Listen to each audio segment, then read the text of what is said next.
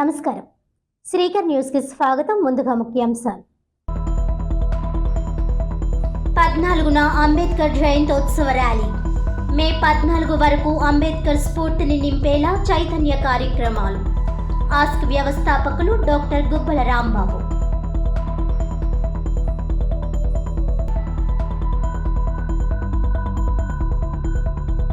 కళారత్న పురస్కార గ్రహీత డాక్టర్ దంటు మురళీకృష్ణకు సత్కారం.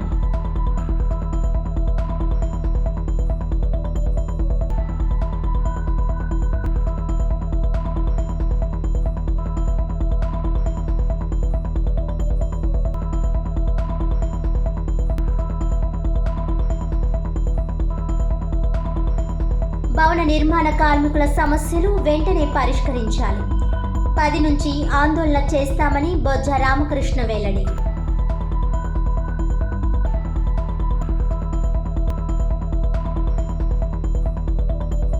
తూర్పుగోదావరి జిల్లా న్యాయ సేవాధికార సంస్థ కార్యదర్శి మరియు సీనియర్ సివిల్ జడ్జ్ ఎన్ శ్రీలక్ష్మి బుధవారం రాజమహేంద్రవరం కేంద్ర కారాగారాన్ని మరియు ప్రత్యేక మహిళా కారాగారాన్ని సందర్శించారు.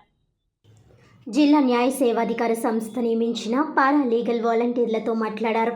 ఖైదీలకు అందుబాటులో ఉన్న ఉచిత న్యాయ సేవలను గురించి అందరికీ తెలియజేయాలని, వారి సమస్యలను ఎప్పటికప్పుడు సంస్థ దృష్టికి తీసుకురావాలని అన్నారు. కారాగారంలోని వసతులను, సదుపాయాలను పరిశీలించిన అనంతరం ఖైదీలతో మాట్లాడారు. ఉచిత న్యాయ సేవలు పొందడం ఖైదీల హక్కు అని, ఖైదీల తరపున వాదించేందుకు న్యాయవాది లేని వారికి జిల్లా న్యాయ సేవాధికార సంస్థ ద్వారా ఉచితంగా న్యాయవాదిని నియమిస్తామని, ఈ సేవలను అందరూ వినియోగించుకోవాలని అన్నారు.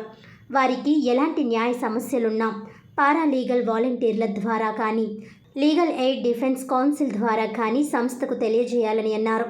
అనాలోచితంగా చేసే పనుల వల్ల అనేక ఇబ్బందులు కలుగుతాయని, ఏ పని అయినా చేసే ముందు మంచి చెడులు ఆలోచించుకోవాలని, చెడు సహవాసాలకు, అసాంఘిక కార్యకలాపాలకు దూరంగా ఉండాలని అన్నారు.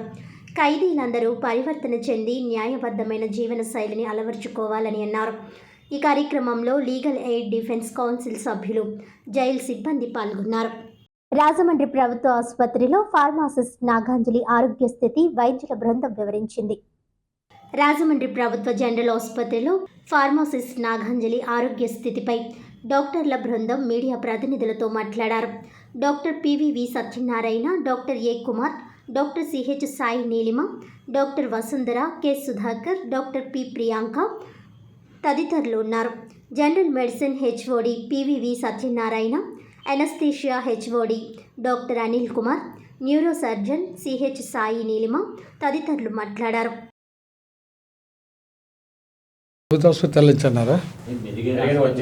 ఓకే. యాక్చువల్గా అమ్మాయికి వెంటిలేటర్ మీద ఉంది కదా, వెంటిలేటర్ నుంచి మనం షిఫ్ట్ చేస్తే ఇమీడియట్గా ఆమె డెత్ అయిపోద్దండి. ఎందుకంటే బ్రెయిన్ అంతా ఆక్సిజన్ సపోర్ట్ మీద ఉంది కదా, వెంటిలేటర్ సపోర్ట్ మీద. మనం ఒక 5 minutes అలా తీసి వెంటిలేటర్ తీసి షిఫ్ట్ చేస్తే ఇమీడియట్గా డెత్ అయిపోద్ది అండి. ఆ రోజే కలెక్టర్ గారు చెప్పారు, మనం ఎక్కడైనా షిఫ్ట్ చేయగలమా, లేకపోతే ఇంకా మెరుగైన రోజు కోసం మనం చేయగలమా అంటే, మేడంకి 8 ఈవినింగ్ మేము చెప్పామండి, బ్రెయిన్ కంప్లీట్గా డ్యామేజ్ అయింది మేడం, ఇంకా రికవర్ కావడం కష్టం అవుతుంది బ్రెయిన్లో, షిఫ్ట్ చేయడానికి కూడా ఆమెకి మనం ఫిట్ కాదు, ఆమె వెంటిలేటర్ రిమూవ్ చేస్తే ఇమీడియట్గా కొలాప్స్ అయిపోతుంది. ఎక్విప్మెంట్ ఉంది, ఎక్విప్మెంట్, డ్రగ్స్ కానీ, ట్రీట్మెంట్ కానీ అంతా బాగుంది అక్కడ. ట్రీట్మెంట్ వాళ్ళంతా బాగానే చేసుకొచ్చారు, మనం కూడా యాడ్ చేసి సపోర్ట్గా అందరూ కరెక్ట్గా మనం చేసాం. ఇతర కంట్రీస్ నుంచి ఎవరైనా వైద్యులు తీసుకొస్తే ఛాన్సెస్ ఉన్నాయనేది చెప్తుంటే, లేదు అక్కడ ఉన్న ఎక్విప్మెంట్ మా దగ్గర ఉందని చెప్పేసి బొల్లేని వాళ్ళు చెప్తున్నారు. సో వస్తే ఏమైనా బతికే అవకాశాలు ఉన్నాయి. ఎక్విప్మెంట్ పర్పస్లో బొల్లేని హాస్పిటల్ అంతా ఉందండి. కార్డియాలజీ ఎక్విప్మెంట్ ఉంది, న్యూరాలజికల్ ఎక్విప్మెంట్ ఉంది, గ్యాస్ట్రోంటాలజీ ఎక్విప్మెంట్ ఉంది. మనకి ఎక్విప్మెంట్ పర్పస్ బ్రెయిన్కి కూడా అక్కడ కావాల్సిన న్యూరాలజిస్ట్ ఉన్నారు. శశాంక్ గారు మన హాస్పిటల్ కూడా న్యూరాలజిస్ట్ నీలిమ గారు మనం కూడా సపోర్ట్ చేసి వెళ్ళామండి. షిఫ్ట్ చేయడం మాత్రం కష్టమైంది, ఎందుకంటే మనం వెంటిలేటర్ తీసినప్పటికి సడన్ కొలాప్స్ అయిపోతుంది ఆమె. మేము చూసి 28వ తారీఖు మధ్యాహ్నం 3 గంటలు చూసామండి. ఆ రోజు ఏంటంటే కొంచెం బీపీ, వైటల్స్ అన్ని బాగున్నాయి, ఫీవర్ కూడా వస్తుంది అప్పటికి. ఆ రోజుకి ఈ రోజుకి ఏమైందంటే డిటీరియేట్ అయిందండి పాప. ఎందుకంటే బీపీ డౌన్ అవుతుంది, ఫీవర్ పెరుగుతుంది, కొంచెం బ్లీడింగ్ కూడా టెండెన్సీ వచ్చేటట్టు కనిపిస్తుంది, ప్లేట్లెట్స్ కౌంట్ తగ్గింది ఇవాళ. తర్వాత ఇన్ఫెక్షన్ బాగా పెరుగుతుంది, ఇన్ఫెక్షన్ పెరిగి లివర్కి ఎఫెక్ట్ అయ్యి సెప్టిక్ వలన లివర్ ఎఫెక్ట్ అయ్యి జాండీస్ కూడా వచ్చింది అన్నమాట. బ్రెయిన్ యాక్టివిటీ తగ్గింది. వాళ్ళు నిన్న మొన్నైతే మనం స్టిమ్యులేట్ చేస్తే కొంచెం అలా ఉండేది, ఇప్పుడు ఆ రెస్పాన్స్ కూడా తగ్గిందండి వేళ. నేను డాక్టర్ నీలిమా అండి, న్యూరో ఫిజిషియన్ అండి, ఇక్కడ గవర్నమెంట్ జనరల్ హాస్పిటల్ రాజమండ్రి అండి. యాక్చువల్గా మేము 28 నుంచి ఈ పేషెంట్ని ఫాలోఅప్ అవుతున్నాము. సో పబ్లిక్ ప్రైవేట్ కార్పొరేషన్తో వాళ్ళు బొలినేని వాళ్ళు ప్లస్ మా కలెక్టర్ గారు ఆర్డర్స్ పెట్టడంతో మేము కూడా రెగ్యులర్గా వాళ్ళతో పాటు మా ఇన్పుట్స్ ఇచ్చి ట్రీట్మెంట్ అంటూ జరుగుతోందండి. సో పేషెంట్కి యాక్చువల్గా ఏంటంటే అండి, మొదటి రోజు నుంచి almost patient respiratory arrest, cardiac అరెస్ట్లో ఉన్నారండి. మొదటి రోజు జరిగిన రోజే వాళ్ళు క్యాజువాలిటీ తీసినప్పటికీ పేషెంట్ కండిషన్ అదండి. వాళ్ళు అక్కడ సిపిఆర్ చేసి రివైవ్ చేయించారు. మళ్ళీ సర్క్యులేషన్ అంతా ఇంప్రూవ్ అయింది, రెస్పిరేషన్ ఇంప్రూవ్ అయిందండి. కానీ నెక్స్ట్ డే నుంచి పేషెంట్కి ఇలా ఫిట్స్ లాగా వస్తున్నాయి, మయోక్లోనిక్ జర్క్స్ అంటాము. సో మయోక్లోనిక్ జర్క్స్ ఎందుకు వస్తాయంటే ఆల్మోస్ట్ టోటల్ బ్రెయిన్ డ్యామేజ్ ఉంటే, బ్రెయిన్ డ్యామేజ్ అంటే మనకి బ్రెయిన్కి oxygen, brain is a very sensitive organ and it requires oxygen అనమాట ఫర్ ఇట్స్ ఫంక్షనింగ్. సో ఏంటంటే అండి సో ఆక్సిజన్ బ్రెయిన్కి తక్కువ అయిపోయి దిస్ గ్లోబల్ ఇష్కీమియా వచ్చింది. అంటే ఆల్మోస్ట్ డిఫ్యూజ్ సెరెబ్రల్ కార్టెక్స్ అయితే ఇన్వాల్వ్ అయిందండి. అండ్ కొంచెం అమౌంట్ ఆఫ్ కోనింగ్ అంటే బ్రెయిన్లో pressure because of nerve damage మూలంగా బ్రెయిన్లో బాగా ఎడిమా పెరిగిపోయి స్పేస్ లేక కిందకి హర్నియేషన్ జరుగుతుంది, కోనింగ్ అంటాము. సో ఆల్రెడీ అమ్మాయికి అది కూడా ఉంది. సో ఏంటంటే అండి ఆల్రెడీ అక్కడ ట్రీట్మెంట్ కూడా స్టార్ట్ చేశారు. బ్రెయిన్లో ఆ ప్రెషర్ తగ్గించడానికి, వాపు తగ్గించడానికి along with Bolineni people we're also giving our inputs and పేషెంట్కి treatment is adequate right now. It's going on very well అండి చెప్పాలంటే. బట్ ఏంటంటే అండి ఇలాంటి పేషెంట్స్ యూజువల్గా వెరీ గ్రేవ్ ప్రోగ్నోసిస్ ఉంటుంది. యూజువల్గా ఇలాంటి పేషెంట్స్ బయటపడటం అనేది ఇట్స్ యాక్చువల్లీ క్వైట్ టఫ్ అండి చెప్పాలంటే. సో ఎన్ని రోజుల అనేది we have to just wait and watch, we cannot predict అనమాట. సో యాజ్ ఆఫ్ నవ్ అయితే పేషెంట్ కండిషన్ అయితే అసలు బాగాలేదండి. బ్రెయిన్ స్టెమ్ డిక్లేర్ చేయడానికి కూడా, బ్రెయిన్ స్టెమ్ డెత్ అని డిక్లేర్ చేయడానికి కూడా it's quite early, we cannot say, because ఇంకా కొన్ని రిఫ్లెక్సెస్ అయితే వస్తున్నాయండి. Ventilator, she's able to trigger the ventilator. So ఇలాంటప్పుడు మనము పేషెంట్ బ్రెయిన్ స్టెమ్ డెత్ అని చెప్పలేమన్నమాట. ఏమండి బెక్యూరోనియం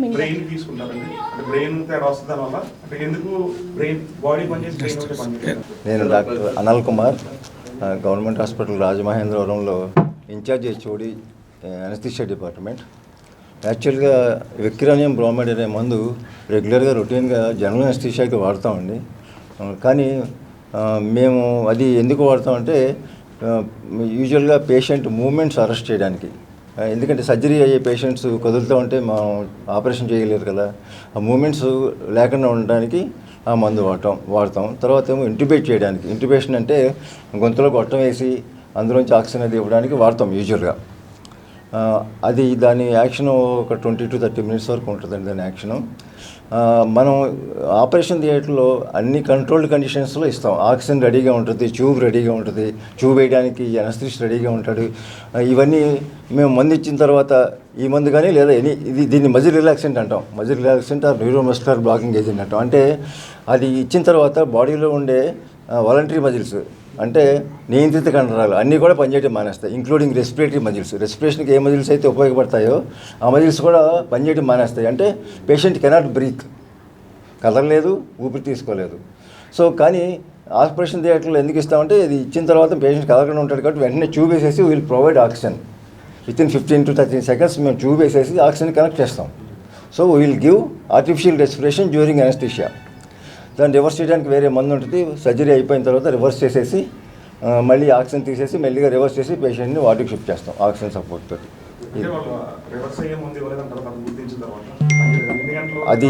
అది నాకు తెలియదు, ఇచ్చారో లేదో. బ్రెయిన్ డ్యామేజ్ ఎందుకైందంటే దానికి సమాధానం చెప్తాను. సో ఈ మందు ఇవ్వగానే మనం ట్యూబ్ వేసి ఆక్సిజన్ ప్రొవైడ్ చేయకపోతే 3 minutesలో బ్రెయిన్ సెల్స్ అన్ని డ్యామేజ్ అయిపోయి బ్రెయిన్ సెల్స్ డ్యామేజ్ అయిపోయి ఇంకా దాంట్లో బ్రెయిన్ సెల్స్ డ్యామేజ్ అయ్యి రెస్పిరేషన్ అన్నీ ఆగిపోయిన తర్వాత కార్డియాక్ అరెస్ట్ కూడా వస్తుంది. Respiratory arrest leads to brain damage and cardiac arrest. ఆ స్టేజ్లో పేషెంట్ ట్రీట్మెంట్ ఇచ్చారేమో. తర్వాత రివర్సల్ ఇవ్వాలంటే అసలు ఏ మందు తీసుకున్నారో తెలియాలి డాక్టర్కి. అది ఎంతసేపటికి తెలిసిందో మనకు తెలియదు. Patient present with some other కడుపు నొప్పనో ఎందుకనో వచ్చింది డాక్టర్ దగ్గరికి.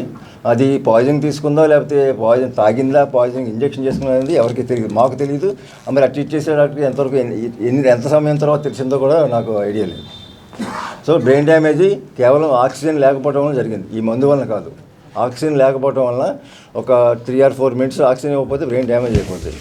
సో బ్రెయిన్ డ్యామేజ్ అయిన ఫ్యూ అవర్స్లో స్వెల్లింగ్ వస్తుంది, ఎడిమా అంటాం.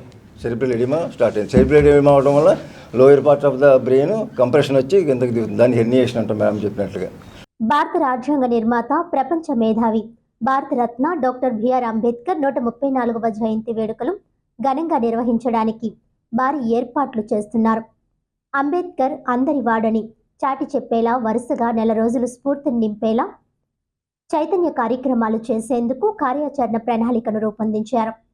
భారత రాజ్యాంగ నిర్మాత, ప్రపంచ మేధావి, భారతరత్న డాక్టర్ బిఆర్ అంబేద్కర్ 134వ జయంతి సందర్భంగా ఈ నెల 14వ తేదీన అంబేద్కర్ సేవా కేంద్రం ఆస్క్ ఆధ్వర్యంలో అంబేద్కర్ జయంతోత్సవ ర్యాలీని నిర్వహిస్తున్నట్లు ఆస్క్ వ్యవస్థాపకులు, స్వర్ణాంధ్ర నిర్వాహకులు డాక్టర్ గుబ్బల రాంబాబు వెల్లడించారు.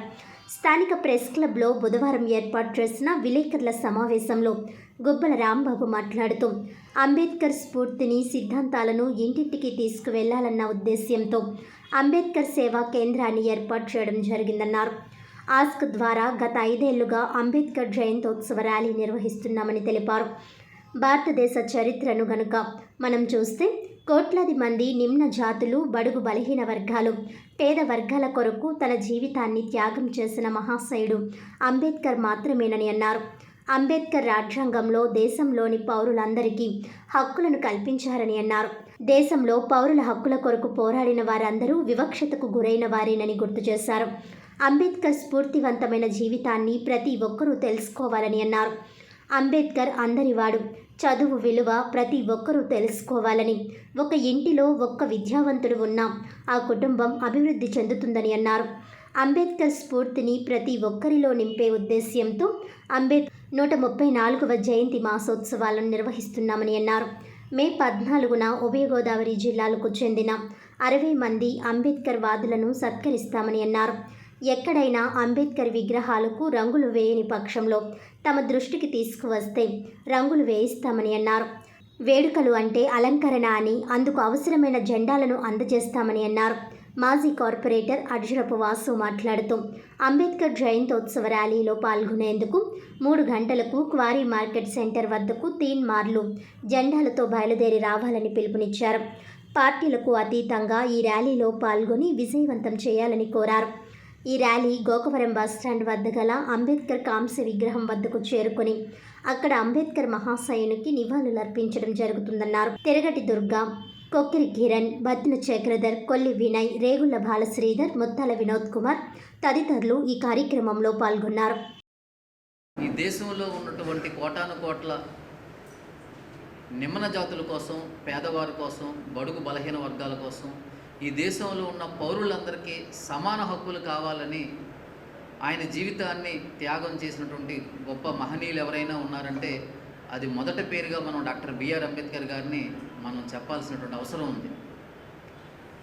చరిత్ర చదవకపోతే నువ్వు చరిత్ర సృష్టించలేవు, చరిత్ర తెలుసుకోకపోతే నువ్వు చరిత్ర సృష్టించలేవు అంటారు. మరి ఈరోజు నిన్న ఏప్రిల్ 1 భారత రిజర్వ్ బ్యాంకు ప్రారంభించబడినటువంటి రోజు.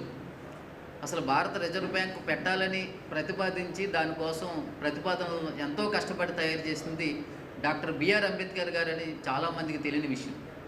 కోసం పాటుపడ్డారో, దేశం కోసం త్యాగాలు చేశారో, దేశం పౌరుల కోసం హక్కులు కల్పించారో ఆ పేరు కూడా ప్రస్తావన చేయడానికంటే ప్రతి అంశంలో ఈ దేశంలో ఏమవుతుందంటే కులం, మతం, ప్రాంతం, వర్గం, వర్ణం, భాష, యాస అనేక రకాల వివక్షతలకు ఈ దేశంలో ఉన్నటువంటి మహనీయులందరూ నిజంగా వివక్షతకు గురైన వారని చెప్పేసి మనందరం అర్థం చేసుకోవాల్సిన అవసరం ఉందని మీ అందరికీ తెలియజేస్తూ, మరి రేపు అలాంటి మహనీయుల్ని అంటే ఈ దేశ పౌరులకు హక్కులు కల్పించి దేశ పౌరులకు ఒక పాలనా శాస్త్రం భారత రాజ్యాంగాన్ని అందించినటువంటి మహనీయుడు డాక్టర్ బిఆర్ అంబేద్కర్ గారి పుట్టినరోజుని ఒక biggest festival in the world ఏదైనా ఉందంటే డాక్టర్ బిఆర్ అంబేద్కర్ గారి జయంతి అని మనం సగర్వంగా చెప్పొచ్చు. ఈవేళ ప్రపంచవ్యాప్తంగా విగ్రహాలు కలిగి ఉండి ప్రపంచవ్యాప్తంగా ప్రపంచాన్ని ప్రభావితం చేసినటువంటి వ్యక్తుల్లో మన భారతీయుడు డాక్టర్ బిఆర్ అంబేద్కర్ గారు ఉండడం మన భారతీయులందరూ గర్వించాలి. ఏప్రిల్ 14 భారత దేశమే కాకుండా వివిధ దేశాల్లో కూడా పండగలా జరుపుకునే అంబేద్కర్ జయంతి మహోత్సవాలు. ఈ కార్యక్రమాన్ని మేము అంబేద్కర్ సేవా కేంద్రం ద్వారా ఆస్క్ ద్వారా సుమారు 5 సంవత్సరాల నుంచి జరిపిస్తున్నాం. దీంట్లో మేము అనేక దళితులకు కావని ఇతర వాళ్ళకి కావని ఎంతోమందికి అనేక సేవా కార్యక్రమాలు కూడా చేసి ఉన్నాం. మా అంబేద్కర్ సేవా కేంద్రం ద్వారా మేము ఆశించేది అందరినీ ఒకటే, అంబేద్కర్ నినాదం ఏదైతే ఉందో అందరూ చదువుకోవాలి, చదువుకుని ఈ దేశానికి మంచి పేరు తెచ్చిపెట్టాలి, అందరిలోని చదువుకున్న వాళ్ళు ఉంటే అందరూ కుటుంబాలు బాగుపడతాయి అనే ఒక నినాదంతో మేము ముందుకెళ్తున్నాం. ఈ ఉత్సవం ఏప్రిల్ 14ని ఉదయం ఎవరి పేటల్లో వాళ్ళు అంబేద్కర్ జయంతి చేసుకుంటూ సాయంత్రం 3 గంటలకల్లా క్వారీ మార్కెట్ అంబేద్కర్ స్టాచ్యూ దగ్గరికి అందరూ ఉత్సాహంగా జెండా. మేము ఈ కార్యక్రమంలో అంబేద్కర్ అభిమానులందరినీ కూడా పాల్గొవలసిందిగా కోరుతున్నాం. ఎందుకంటే ఇది పార్టీలకు సంబంధం లేదు, అంబేద్కర్ అన్నవాడు కులానికి సంబంధం లేదు. ఆయన చేసిన కార్యక్రమాలు తెలుసుకుంటే అసలు అంబేద్కర్ కులానికి సంబంధించినవో కాదన్నది కూడా అందరికీ అర్థమవుతుంది. మేము కూడా అందరిని అప్పీల్ చేసేది అంబేద్కర్ వాదులు, అంబేద్కర్ అభిమానులు అందరూ కూడా ఈ ర్యాలీలో పాల్గొని దీన్ని జయప్రదం చేయాలని. అంతేకాకుండా ఇంకా కొంతమంది ఉంటున్నారు, చాలామంది అంబేద్కర్ వాదన ఒక్కటి చెప్తున్నాం. మన రాజ్యాంగాన్ని కాపాడుకోవడం కోసం మనం పోరాడదాం, అంబేద్కర్ నినాదం పోరాడదాం, పోయేదేముంది పోతే బానిస సంఖ్యలు తప్ప అనే నినాదంతో ఇవాళ అందరూ కూడా వచ్చి అక్కడ మన ఐక్యత చాటాలని, అంబేద్కర్ రాసిన రాజ్యాంగాన్ని గణపరచాలని కోరుకుంటూ ఉగాది పురస్కారాలలో భాగంగా రాష్ట్ర ముఖ్యమంత్రి నారా చంద్రబాబు నాయుడు చేతుల మీదుగా కళారత్న అవార్డు అందుకున్న డాక్టర్ దంటు మురళీకృష్ణను స్థానిక షెల్టాన్ హోటల్లో పలువురు ఘనంగా సత్కరించారు. డాక్టర్ దంటు మురళీకృష్ణ ఉగాది పురస్కారాలలో భాగంగా రాష్ట్ర ముఖ్యమంత్రి నారా చంద్రబాబు నాయుడు చేతుల మీదుగా కళారత్న అవార్డు అందుకున్న సందర్భంగా స్థానిక షెల్టాన్ హోటల్లో పలువురు ఘనంగా సత్కరించారు. బీజేపీ ఎమ్మెల్సీ సోము వీర్రాజు ముఖ్య అతిథిగా పాల్గొన్నారు. చీఫ్ గెస్ట్గా rotary club of Rajamahendravaram icons president తీగల రాస, జూప్పుడి మధుబాబు, టీడీపీ మాజీ కార్పొరేటర్ ఇన్నమురి రాంబాబు, ప్రముఖ వ్యాపారవేత్త కోర్మాదాసు ప్రభాకర్, ఉమ్మడి తూర్పుగోదావరి జిల్లా ఆర్యవైశ్య వాణిజ్య విభాగం నల్లిమిలి సుబ్బారావు, వైస్ చైర్మన్ జూపుడి శ్రీనివాస్, ఎర్ర రంగనాయకులు దాసరి బ్రహ్మగిరీష్, ఘంటసాల వెంకటేశ్వరరావు తదితరులు హాజరయ్యారు. డాక్టర్ దంటు మురళీకృష్ణ భగవద్గీత శ్లోకాలను పలు భాషల్లో ఆల్బమ్ చేశారని, ఈ సేవలను గుర్తించి కళారత్న పురస్కారం అందించడం అభినందనీయమని ప్రశంసించారు. దుస్సాలువాతో సత్కరించి మెమోంటోలు అందజేశారు. ఈ 40 పరిశోధనలు చేసి పేటెంట్ని కూడా వారు తీసుకోవడం, మరి చాలా సందర్భాల్లో పద్మశ్రీ కూడా చాలా దగ్గరగా వెళ్ళేటువంటి పరిస్థితి వస్తుంది. గవర్నమెంట్లో ఉన్నటువంటి కొన్ని ఆలోచనల మూలంగా అది చాలా లిప్తపాటుతో జరగటం లేదు. బట్ ఎప్పటికైనా ఆ స్థాయి దగ్గ వ్యక్తి వారు రాష్ట్ర ప్రభుత్వం ఈ కళారత్న అవార్డు ఇవ్వడం, పెద్దలు ఇక్కడికి అనేక మంది పుర ప్రముఖులు రావడం, వారిని అభినందించడం చాలా గర్వించదగ్గ అంశం. వారు అన్నయ్య గారు అలాగే వారి తమ్ముడు గారు కూడా చాలా సందర్భాల్లో నేను మాట్లాడుతున్నాను వారితో. మొన్న ఢిల్లీ వెళ్ళినప్పుడు కూడా వారిని వ్యక్తిగతంగా వాళ్ళ అన్నయ్య గారిని కలవడం జరిగింది. వీరి యొక్క ప్రొఫైల్ని నేను చాలా సందర్భాల్లో డీప్గా స్టడీ చేశాను. వారికి ఉన్న ట్రస్ట్ కళారత్న ఇచ్చిందనేది మనం అందరం కూడా గర్వించదగ్గ అంశం అయినప్పుడు కూడా చాలా జ్ఞాని వారు. మన యొక్క ధర్మం ఏదైతే ఉందో, భారతీయ ఏదైతే ఉందో దాన్ని ఆధారంగా ఒక భగవద్గీతే కాదు, మన యొక్క భారతీయత, దానికి ఉన్నటువంటి సైంటిఫిక్ బేస్, దాన్ని బాగా వారు పుణికిపుచ్చుకుని వీటిల్లో ముందుకు పెడుతున్నారు. ఈవేళ వారు మన నగరానికి వచ్చి నేను అవార్డు స్వీకరించడం, ఈరోజు మన నగరానికి రావడం, మన పెద్దలు అనేక మంది ఇక్కడ ఉన్నటువంటి పెద్దలు వారిని అభినందించే విధంగా ఇక్కడ రావడాన్ని నేను చాలా టైటిల్ ఇచ్చింది. India book of records, international book of రికార్డ్స్లో మన పేరు దర్జ్ అయింది. చాలా అవార్డ్స్ వచ్చాయి, local, national, international awards. Even యూఎస్లో కూడా ప్రోగ్రామ్ జేకే సమ్మిట్లో మన ప్రోగ్రామ్ అయింది. Management everywhere I deliberate on management ఉంది. సో ఈ విధంగా చేసుకుంటూ వచ్చాక చాలామంది అన్నారు ఇది బుక్స్ రూపంలో కూడా ఉంటే బాగుంటుంది. నేను అప్పుడు ఏంటంటే బుక్స్ మీద కాన్సన్ట్రేట్ చేసి ఫస్ట్ ఇంగ్లీష్ బుక్ తయారు చేశాను. టైటిల్ ఏంటంటే మాస్టర్ ఆఫ్ లైఫ్ మేనేజ్మెంట్. అంటే master of science, master of arts, master of business administration, there are so many master degrees on different disciplines. But life management ఎప్పుడు కూడా master degree లేదు అక్కడ ఏ యూనివర్సిటీలో కూడా. ఆ ఉద్దేశంతో నేను లైఫ్ మేనేజ్మెంట్ మీద ఆధారంగా ఒక మాస్టర్స్ డిగ్రీలో ఒక కోర్స్ తయారు చేసి ఇంగ్లీష్లో పబ్లిష్ చేసి అరౌండ్ 700 పేజెస్. అదే ఆధారంగా తర్వాత ఏంటంటే అందరూ హిందీలో కావాలన్నారు. నేను భోపాల్లో ఉండబట్టి చాలామంది హిందీలో ఇదైతే మాకు ఈజీగా ఉంటుంది అర్థం చేసుకున్నారు. తర్వాత జీవన్ గీత అని చెప్పి హిందీలో కూడా తయారు చేశాను.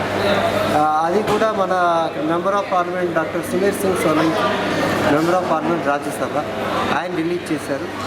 అంతకుముందు మన English version master of life management chief minister Shivraj Singh Chouhan గారు ఆయన రిలీజ్ చేశారు. అక్కడ విధానసభలో ఆయన ఛాంబర్లో మస్జిద్ భోపాల్లో. ఈ విధంగా అవడంతో ఏమైందంటే మన ఆంధ్రుడిని కాబట్టి నేను తెలుగులో కూడా చేయాలని చెప్పి తెలుగులో కూడా నేను ఆల్మోస్ట్ బుక్ రెడీ. అది తర్వాత నేను గుజరాత్లో కూడా ఆల్మోస్ట్ 10 years 13 years నేను అక్కడ ప్రొఫెషనల్ సర్వీస్ మూలంగా అక్కడ ఉండవలసి వచ్చింది. కానీ గుజరాతీలో కూడా చేద్దాం, చాలా నా ఫ్రెండ్స్ సర్కిల్, తర్వాత చాలా వెరీ బిగ్ నెట్వర్క్ నాకు. దాంతో ఏంటంటే అక్కడ గుజరాతీలో కూడా తయారు చేసి తెలుగు గుజరాతీ భాషల్లో బుక్స్ రెడీ, ఆల్మోస్ట్ ఫైనల్ టచ్అప్లో ఉంది. నెక్స్ట్ కపుల్ ఆఫ్ మంత్స్లో అవి కూడా రిలీజ్ అవుతాయి. సో ఈ విధంగా నేను చేసుకుంటూ వచ్చి అంతేకాకుండా నేను నేషనల్ ఇంటర్నేషనల్ జర్నల్స్లో డిఫరెంట్ ఆర్టికల్స్ పబ్లిష్ చేశాను. అంటే ఈ రోజుల్లో బుక్స్ చదవడం అది యూత్కి అంత ఇంట్రెస్ట్ లేదు.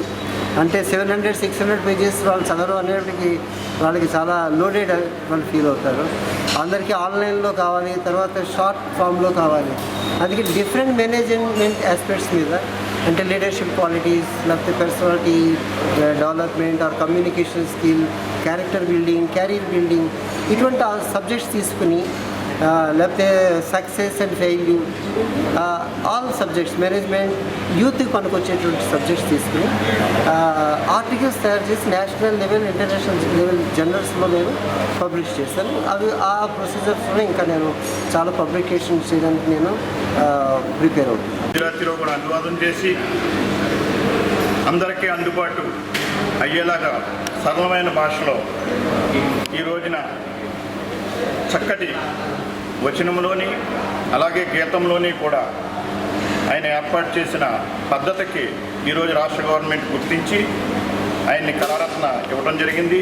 మరి గతంలో కూడా మన ఉపప్రధాని, మనందరికీ ఎంతో ఉపరాష్ట్రపతి, మనందరికీ ఎంతో ఇష్టుడైన శ్రీ వెంకయ్యనాయుడు గారి చేతుల మీదుగా అద్భుతంగా అవార్డును అందించుకోవడం జరిగింది.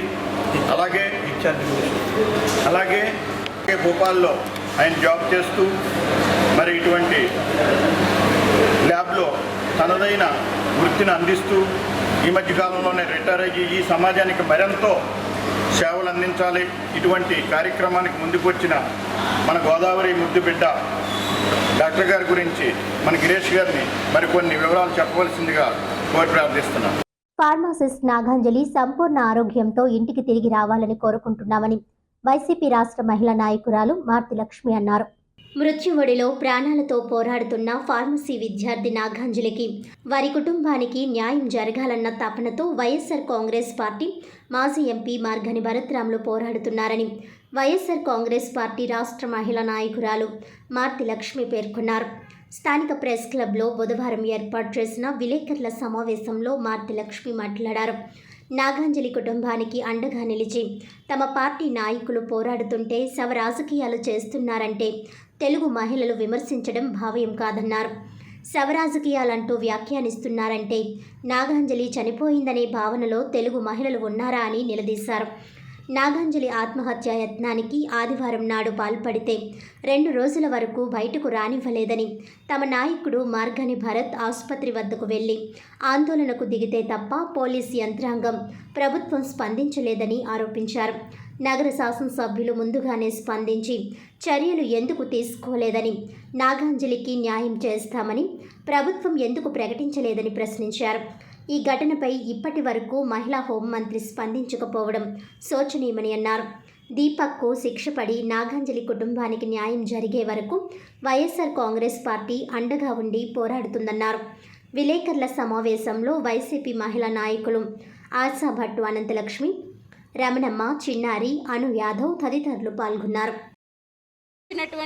మేడం గారు, మా కళ్యాణి గారు కానీ, శ్యామల గారు కానీ వాళ్ళ వ్యక్తిగత జీవితాల గురించి నిన్న ప్రెస్ మీట్ పెట్టారండి మహిళలు, తెలుగుదేశం మహిళలు. అలా వ్యక్తిగత విషయాలు కాకుండా ఆ అమ్మాయికి న్యాయం జరిగే విషయంలో మహిళలు అందరూ కలిసి పోరాటం చేస్తే బాగుంటుందని మా అభిప్రాయం. మేము అది దీపక్ గారిని అరెస్ట్ చేసి పోలీసుల చేతులు అయితే దులుపుకున్నారు. ఆయన మీద పీటీ వారెంట్ వేసి ఆయన అరెస్ట్ చేసి దర్యాప్తుకి పిలిపించి దానిపై ఆ అమ్మాయికి ఎవరైతే ఇంజెక్షన్ చేశారో, ఆ అమ్మాయికి ఎవరైతే ఇంజెక్షన్ చేయించారో ఆ విషయాలన్నీ బయట పెట్టి మేడం గారు కళ్యాణి గారు అడిగినట్టుగా ఆ సీసీ కెమెరా ఫుటేజ్ బయట పెట్టించవలసిందిగా కోరుకుంటున్నాం. వెళ్ళడం జరిగిందండి. యాజమాన్యాన్ని నిలదీద్దామని చెప్పి నేను వెళ్ళడం జరిగింది. హ్యూమన్ రైట్స్ కార్డు ఇది ఎందుకంటే ఎవరికి ఏ అన్యాయం జరిగినా ముందు ఉండి మహిళలకి మా తరపు నుంచి మేము పోరాడడానికి సిద్ధంగా ఉంటాము ఎప్పుడు కూడాను.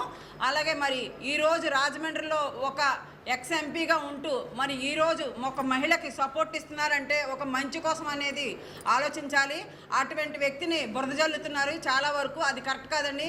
ఏంటి ఎమ్మెల్యే గారు, మీకు ఒక సూటిగా ప్రశ్న చేస్తున్నాను. మీరు రాజమండ్రిలో ఉండి మహిళకు అంత ఘోరంగా జరుగుతుంటే మీరు స్పందించాలి. ఫస్ట్ పాయింట్, మీరు స్పందించకుండా, వాసు గారు మీరు స్పందించకుండా నేను ఎమ్మెల్యేని రాజమండ్రిని అభివృద్ధి చేస్తున్నాను అంటే ఏం అభివృద్ధి చేశారనేది కూడా ఫస్ట్ పాయింట్. రెండో పాయింట్. మూడో పాయింట్, ఈ అమ్మాయి అంజలి అన్న అమ్మాయి గతంలో ఒక అమ్మాయిని బలి తీసుకున్నారు టీడీపీ ప్రభుత్వంలోనే. అదే జగన్మోహన్ రెడ్డి గారిని అభినందించినందుకు, అమ్మాయికి ఇల్లు వచ్చినందుకు నానా హింసలు పెట్టి అమ్మాయిని చంపారు. అదే ఇప్పుడు రాజమండ్రిలో రెండో అంజలి తయారైంది. ఈ అమ్మాయి చనిపోకుండానే చనిపోయింది. శవ రాజకీయాలు చేస్తున్నారండి. శవ రాజకీయాలు ఎవరు చేశారు? మీ ప్రభుత్వంలోనే జరుగుతున్నాయి. శవ రాజకీయం అనేది మీ ప్రభుత్వంలో జరుగుతున్నాయి. మా ప్రభుత్వంలో వచ్చేసరికి ఆడపిల్లలు సురక్షితంగా ఉన్నారు.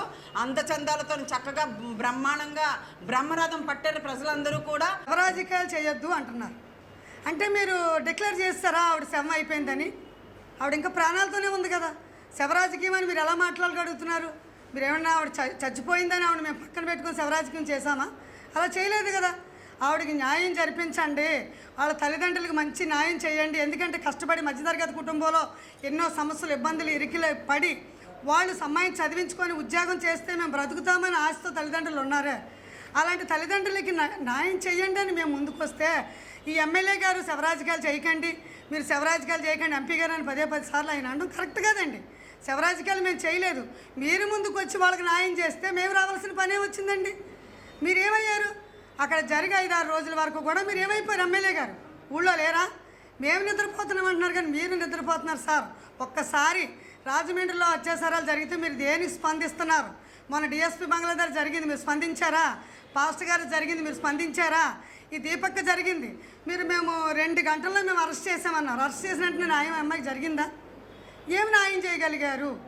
భవన నిర్మాణ కార్మికుల సంక్షేమంపై కూటమి ప్రభుత్వం దృష్టి సారించాలని Andhra Pradesh electrical workers trade union ప్రధాన కార్యదర్శి బొజ్జ రామకృష్ణ డిమాండ్ చేశారు. రాజమండ్రి ప్రెస్ క్లబ్లో Andhra Pradesh electrical workers trade union ప్రధాన కార్యదర్శి బొజ్జ రామకృష్ణ మీడియా ప్రతినిధుల సమావేశంలో మాట్లాడారు. కూటమి ప్రభుత్వం అధికారంలోకి వచ్చాక భవన నిర్మాణ కార్మికుల సంక్షేమం పట్టించుకోలేదన్నారు. రోజులు గడుస్తున్నా సమస్యలు పరిష్కారం కావడం లేదని ఆవేదన వ్యక్తం చేశారు. సుమారు 40 లక్షల మందికి పైగా కార్మికుల జీవన ప్రమాణాలు రోజురోజుకు దిగజారిపోతున్నాయని విచారం వ్యక్తం చేశారు. ఎన్నికల ముందు ఇచ్చిన హామీలను కూటమి ప్రభుత్వం గాలికి వదిలేసిందని ఆగ్రహం వ్యక్తం చేశారు. యుద్ధ ప్రాతిపదికన సమస్యలపై పరిష్కారానికి ప్రభుత్వం నిర్ణయం తీసుకోకపోతే రోడ్డెక్కి ఉద్యమాన్ని ఉధృతంగా చేస్తామని హెచ్చరించారు. ఈ శ్రమ కార్డులు ఎందుకు పనిచేయడం లేదన్నారు.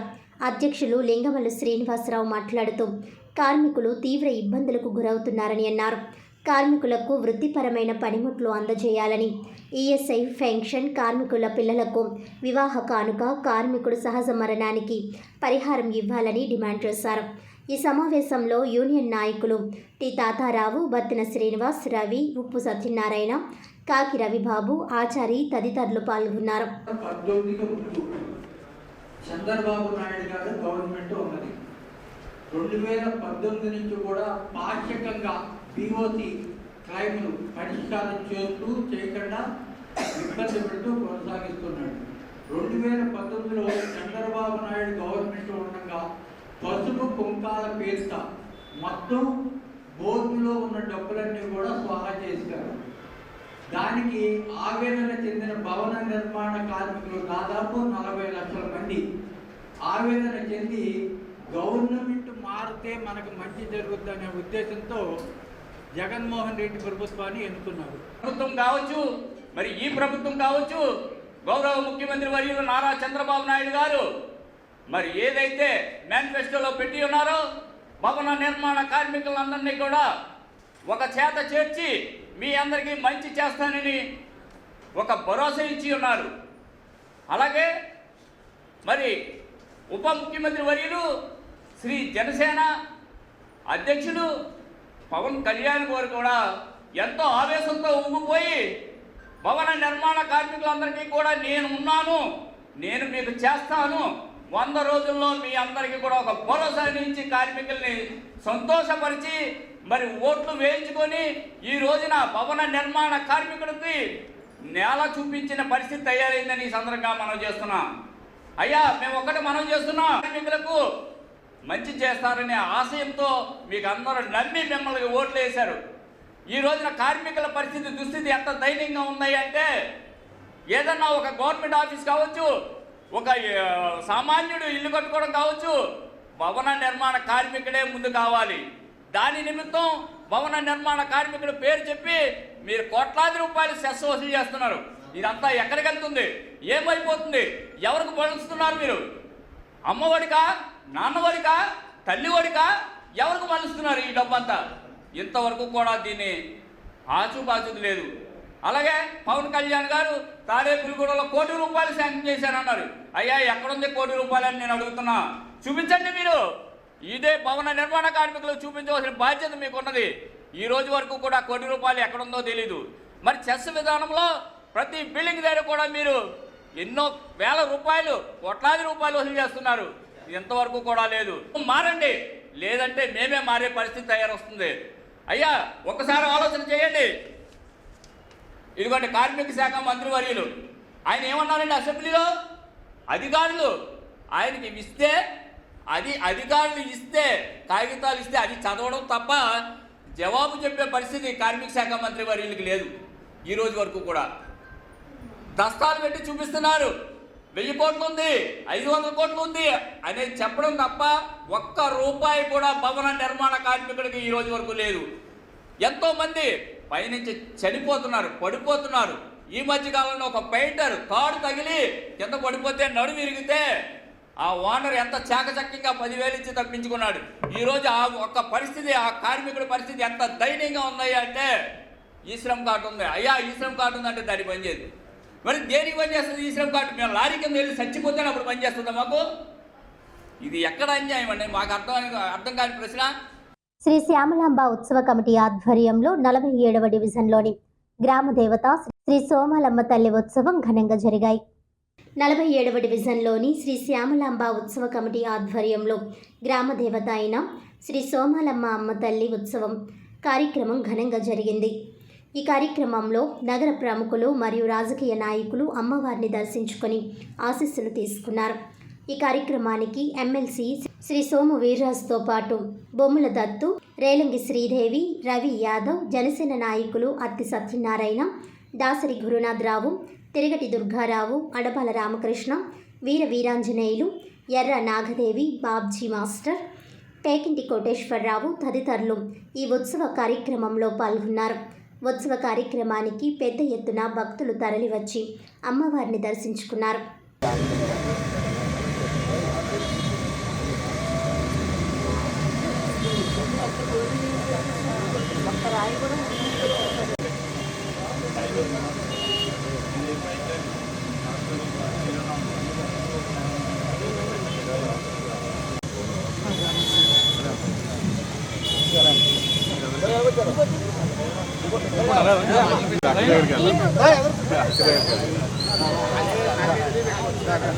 బయటకు వస్తే ఫ్రీగా ఉంటుంది కదా.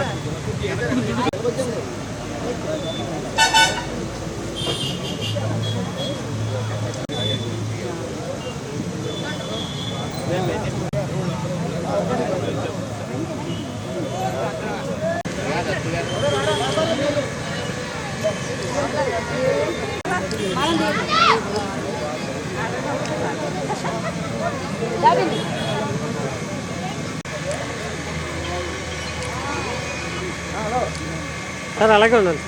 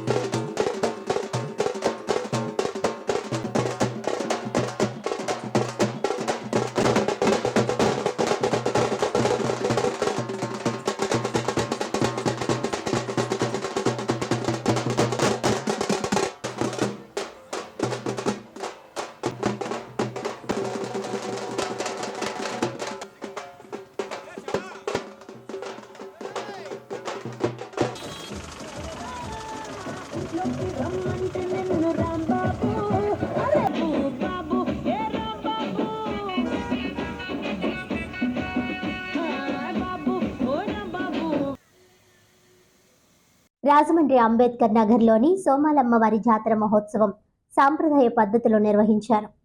స్థానిక 13వ డివిజన్ అంబేద్కర్ నగర్లోని శ్రీ శ్రీ శ్రీ దానువాయి బాబు శ్రీ శ్రీ శ్రీ సోమాలమ్మ తల్లి ఆలయం వద్ద సోమాలమ్మ అమ్మవారి జాతర మహోత్సవం వేడుకగా జరిగింది. సోమాలమ్మ అమ్మవార్లను దర్శించుకుని ప్రత్యేక పూజలు చేశారు. జాతర సందర్భంగా వివిధ వేషధారణలతో ఆ ప్రాంతంలోని వీధుల్లో స్వామి అమ్మవార్లను ఊరేగించారు. అధిక సంఖ్యలో భక్తులు ఈ ఊరేగింపు కార్యక్రమంలో పాల్గొన్నారు. కాగా స్థానిక టీడీపీ నాయకులు చెల్లుబోయిన సూర్యనారాయణమూర్తి ఈ జాతర మహోత్సవానికి సహకారం అందించారు. ప్రజలంతా సుఖ సంతోషాలు, ఆయురారోగ్యాలతో ఉండేలా చూడాలని వేడుకున్నారు. సాయంత్రం 6 గంటలకు ప్రారంభమైన జాతర మహోత్సవం అర్ధరాత్రి 12 గంటల వరకు జరిగింది. యువకులు బాణాసంచా పేల్చి డాన్సులు వేస్తూ సందడి చేశారు. ఆ ప్రాంతంలో మహిళలు, యువకులు అధిక సంఖ్యలో హాజరయ్యారు.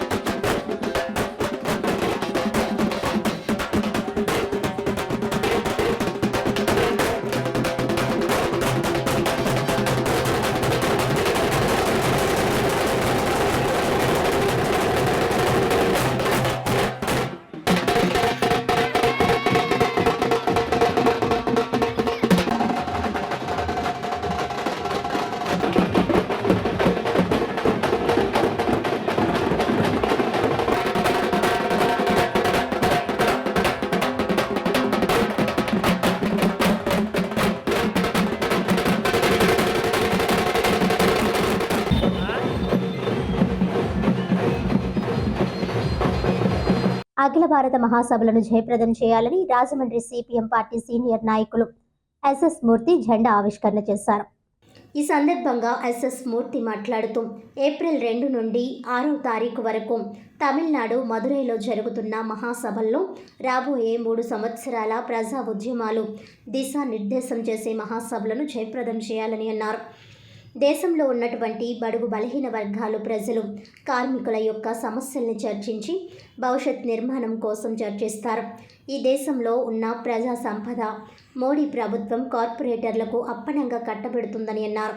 ప్రజలపై అధిక భారాలు పన్నుల రూపంలో అధికంగా వసూలు చేస్తుంది.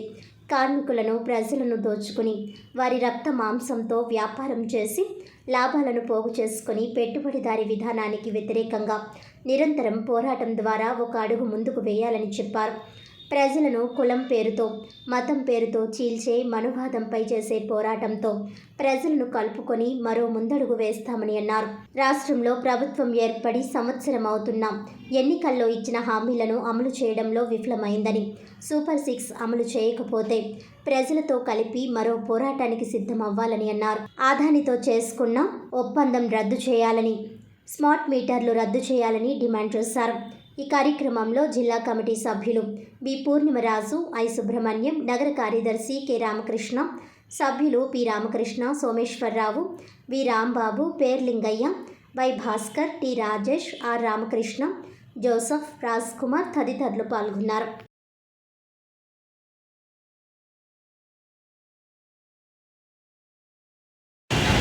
ఇరవై 24వ మహాసభలో తమిళనాడు రాష్ట్రంలో మదురై నగరంలో ఈరోజు అంటే ఏప్రిల్ 2వ తారీఖు నుండి 6వ తారీఖు వరకు జరగబోతున్నాయి.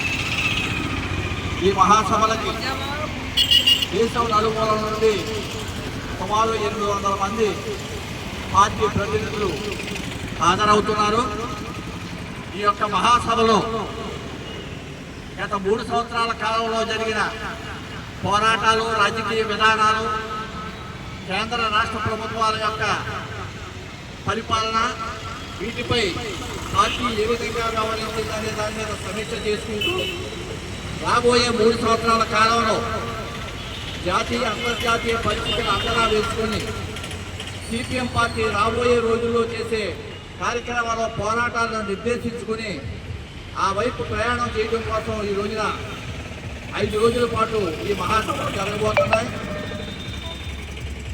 దురదృష్టవశాత్తు అఖిల భారత కార్యదర్శిగా పనిచేసిన సీతారాం యేచూరి గారి మరణంతో ఏర్పడిన లోటును రానియకుండా ఈ మహాసభలో దిగ్విజయంగా ముగించుకోవడం కోసం నాయకులు, కార్యకర్తలు అందరూ కూడా కృషి చేస్తున్నారు. మనకందరికీ తెలుసు, ఈ రోజున అంతర్జాతీయంగాను జాతీయంగాను కూడా కమ్యూనిస్టులు బలహీన పడిన తిరిగి మళ్ళా పుంజుకొని శక్తిని కూడగట్టుకొని ఈ సామ్రాజ్యవాదానికి వ్యతిరేకంగా పోరాటాలు జరుగుతున్నాయి. చివరికి సామ్రాజ్యవాదం నశించి పెట్టుబడిదారీ వ్యవస్థను కూలదోసి కార్మిక వర్గం సోషలిజాన్ని నిర్మాణం చేస్తుంది. అటువైపు ప్రయాణం జరుగుతుంది. కొంతకాలం వాయిదాలు వేసుకున్న పెట్టుబడిదారీ విధానం కానీ, సామ్రాజ్యవాదం కానీ చివరికి నాశనం కాక తప్పదు, అంతం కాక తప్పదు. ఇటువంటి విధానాలతోనే ఈరోజు సిపిఎం పార్టీ దేశంలోనే బలమైన పార్టీగా ముందుకు వెళ్తుంది. సిపిఎం పార్టీ ఏర్పడిన తరువాత ఈ దేశంలో కమ్యూనిజాన్ని నిలబెట్టడం కోసం అవిశ్రాంతంగా కృషి చేయడం జరిగింది. అలాగే 3 రాష్ట్రాల్లో అధికారంలోకి రావడం జరిగింది. ప్రస్తుతం అధికారంలో ఒక రాష్ట్రం కేరళలో ఉన్నంత మాత్రాన మనం బలహీనపడినట్టు కాదు, అలా బలం పుంజుకుని. కరెంటు ఛార్జీలు తగ్గించాలని, మా ఇంటికి ప్రీపెయిడ్ స్మార్ట్ మీటర్లు వద్దు అంటూ సిపిఎం పార్టీ ఇంటింటికి ప్రచార క్యాంపెయిన్ నిర్వహిస్తుందని జిల్లా కార్యదర్శి టి అరుణ్ ప్రకటించారు. ఈ సందర్భంగా అరుణ్ మాట్లాడుతూ గత వైసీపీ ప్రభుత్వంలో 8 సార్లు విద్యుత్ ఛార్జీలను పెంచి ప్రజలపై భారం మోపారని గుర్తు చేశారు. అప్పుడు చంద్రబాబు, పవన్ కళ్యాణ్ బాదుడే బాదుడు అనే కార్యక్రమంతో వ్యతిరేకించారని, కానీ కూటమి ప్రభుత్వం అధికారంలోకి వచ్చి సంవత్సర కాలం పూర్తయిన ప్రజలపై సర్దుబాటు ఛార్జీల భారాన్ని బాదుడే బాదుడును కొనసాగిస్తున్నారని విమర్శించారు. తెలుగుదేశం, జనసేన, బీజేపీ పార్టీల కూటమి ప్రభుత్వం మరలా అదనంగా ఆదానితో చేసుకున్న స్మార్ట్ మీటర్ల ఒప్పందంను అమలు చేయడం వలన ప్రజలపై మరో పిడుగు వేస్తున్నారని అన్నారు. ఈ ప్రీపెయిడ్ స్మార్ట్ మీటర్ ధర సుమారు 12,000 రూపాయల భారాన్ని కూడా ప్రజలపై మోపుతున్నారని తెలిపారు. ఈ స్మార్ట్ మీటర్ బిగించడం వలన టైమ్ ఆఫ్ డే విధానం అమలు చేసి ప్రజలు ఎక్కువ విద్యుత్ ఉపయోగించే సమయంలో యూనిట్స్కు అదనంగా ఛార్జీలు వసూలు చేయనున్నారని తెలిపారు. ఈ విధానం ప్రజలకు మరింత విద్యుత్ భారం కానుందని అన్నారు. దీనిని అమలు చేయకూడదని డిమాండ్ చేశారు. ఎన్నికల ప్రచారంలో తెలుగుదేశం నాయకుడు లోకేష్ మాట్లాడుతూ స్మార్ట్ మీటర్ను ఎవరి ఇంటికైనా బిగిస్తే పగలగొట్టమని పిలుపునిచ్చారని, ఇప్పుడే లోకేష్ గారు ప్రజలు మీటర్లు పగలగొట్టాలా ఉంచాలా అని ప్రశ్నించారు. ఆదానితో జగన్ ప్రభుత్వం చేసుకున్న అవినీతి ఒప్పందాన్ని రద్దు చేయాలని డిమాండ్ చేశారు.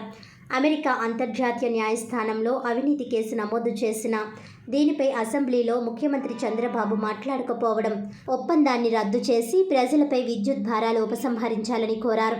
ఏప్రిల్ నెల మొత్తం ఇంటింటికి తిరిగి స్మార్ట్ మీటర్లు పెట్టవద్దని, విద్యుత్ ఛార్జీలు తగ్గించాలని స్టిక్కర్ను ఇంటింటికి అతికించి రాష్ట్ర ప్రభుత్వంకు ప్రజలు నిరసన తెలపాలని పిలుపునిచ్చారు. ఈ సమావేశంలో సిపిఎం జిల్లా కార్యదర్శి వర్గ సభ్యులు జువల రాంబాబు, బి పవన్, జిల్లా కమిటీ సభ్యులు ఎం సుందర్బాబు, ఐ సుబ్రహ్మణ్యం, నాయకులు అశోక్, రాజేష్, భాస్కర్ తదితరులు పాల్గొన్నారు.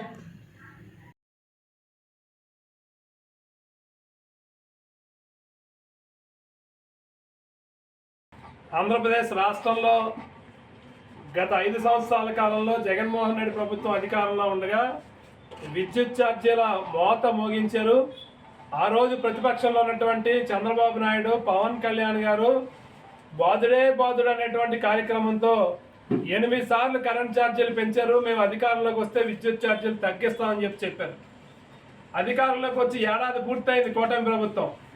ఈ ఏడాది కాలంలో గత ప్రభుత్వం వేసినటువంటి సర్దుబాటు ఛార్జీలని అదే పద్ధతుల్లో కొనసాగిస్తూ ఇప్పుడు కూడా ప్రజల మీద బాదుడే బాదుడు కార్యక్రమాన్ని చంద్రబాబు నాయుడు, పవన్ కళ్యాణ్, బీజేపీ కూటమి ప్రభుత్వం రాష్ట్రంలో తీసుకొస్తా ఉంది. దానికి తోడు అదానితో కుదుర్చుకున్నటువంటి ఒప్పందంలో భాగంగా ఇవాళ ప్రతి ఇంటికి స్మార్ట్ మీటర్లు అమరుస్తామని చెప్పి వస్తూ ఉన్నారు. స్మార్ట్ మీటర్ ఖరీదు దాదాపు 11,000 రూపాయలు. అది కూడా ప్రజల నెత్తినే గుంజి ప్రజల జేబులు కత్తిరించి వసూలు చేసుకోవడం కోసం సిద్ధపడింది రాష్ట్ర ప్రభుత్వం. లోకేష్ గారు ఎన్నికల ప్రచారం సందర్భంగా ఆ రోజు చెప్పిన మాట ఏమంటే, అయ్యా ఎవరింటికన్నా ఎక్కడికన్నా వచ్చి స్మార్ట్ మీటర్ పెడితే స్మార్ట్ మీటర్ని బద్దలు కొట్టండి అని చెప్పి లోకేష్ గారు చెప్పారు. ఇవాళ అడుగుతున్నాం, లోకేష్ గారు మీరు చెప్పిన మాట ప్రకారమే స్మార్ట్ మీటర్ని బద్దలు కొట్టాలా, పెట్టుకోవాలా, సమాధానం చెప్పని చెప్పి అడుగుతా ఉన్నాం. అందుకని ఇవాళ రాష్ట్ర ప్రభుత్వం అదానితో కుదుర్చుకున్నటువంటి అక్రమ ఒప్పందాలు, చీకటి ఒప్పందాల్ని, గత ప్రభుత్వం చేసిన చీకటి ఒప్పందాల్ని రద్దు చేయడానికి కూడా ఇవాళ చంద్రబాబు నాయుడు ప్రభుత్వానికి ధైర్యం సరిపోవడం లేదు. సెకీతో కుదుర్చుకున్న ఒప్పందాలు అక్రమమైన ఒప్పందాలని చెప్పి అంతర్జాతీయ న్యాయస్థానంలో చెప్తున్నా సరే ఆ ఒప్పందాలని ఎక్కడా కూడా వెనక్కి తీసుకునే సందర్భం కనీసం శాసనసభలో గత జగన్మోహన్ రెడ్డి ప్రభుత్వం అదానితో కుదుర్చుకున్నటువంటి సెకీ ఒప్పందాల మీద ఒక చర్చ కూడా చేయలేనటువంటి స్థాయిలో ఈ రాష్ట్ర ప్రభుత్వం ఉండటం చాలా విచారకరం, దురదృష్టకరం. అందుకనే మేము ప్రజల్ని కోరుతా ఉన్నాం, సిపిఎం పార్టీగా ఇవాళ ప్రతి ఇంటికి ఇగో మేము స్టిక్కర్ రిలీజ్ చేస్తా ఉన్నాం, స్టిక్కర్ అంటించండి, స్మార్ట్ మీటర్ మా ఇంటికి వద్దు, విద్యుత్ ఛార్జీలు తగ్గించాలనేటువంటి స్టిక్కర్ని ప్రతి ఒక్కరు ఇంటికి అంటించి మీ నిరసనని రాష్ట్ర ప్రభుత్వాన్ని తెలియజేయాలని చెప్పని విజ్ఞప్తి చేస్తా ఉన్నాం. ఏప్రిల్ 1వ తారీఖున మొదలుపెట్టి ప్రతి ఇంటికి, ప్రతి గడపకి ఈ స్టిక్కర్ అంటించే కార్యక్రమాన్ని సిపిఎం పార్టీ తూర్పుగోదావరి జిల్లా కమిటీ ఆధ్వర్యంలో చేపట్టడం జరిగింది. ప్రజానీకులందరూ కూడా దీంట్లో పాల్గొనాలని చెప్పని, మన నిరసనని ప్రభుత్వాన్ని తెలియజేయాలని చెప్పని ప్రజానీకులందరికీ కూడా విజ్ఞప్తి చేస్తాము. వార్తలను ముఖ్యాంశాలు మరోసారి. 14న అంబేద్కర్ జయంతోత్సవ ర్యాలీ.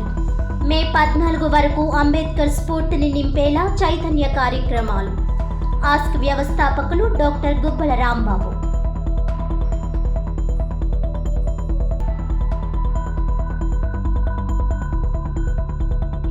కళారత్న పురస్కార గ్రహీత డాక్టర్ దంటు మురళీకృష్ణకు సత్కారం.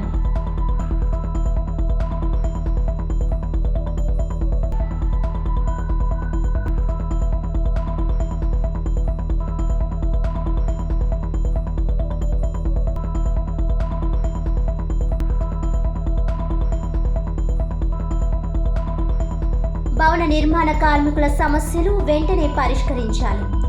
10 నుంచి ఆందోళన చేస్తామని బొజ్జ రామకృష్ణ వెల్లడి.